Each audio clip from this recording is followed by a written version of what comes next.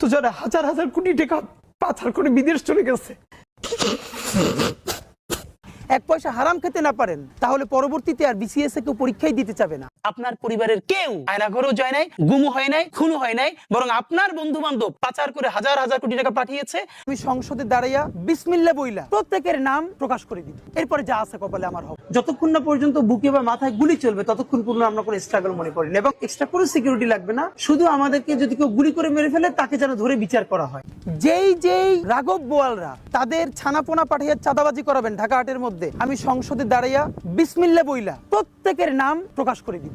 শহীদদের পরিবারে যদি আবারও গণহত্যা চালানো হয়, আমার যেই ভাইয়ের একটা চোখ অন্ধ হয়ে গেছে, বাকি চোখটাও যদি অন্ধ হয়ে যায়, ইন্টারিম শুদ্ধ কিন্তু বাংলাদেশে রক্তের বন্যা বয়ে যাবে বললাম। আর প্রধান উপদেষ্টারে তারা গিয়ে বলে, ওই পেট্রো বাংলার চেয়ারম্যানটা কিন্তু আমাদের লাগবে, অমুক বিশ্ববিদ্যালয়ের ভিসি কিন্তু আমাদের লাগবে। আপনি কেন প্রেস মিট করে বলেন না বিএনপি আমার পেট্রো বাংলা চাই?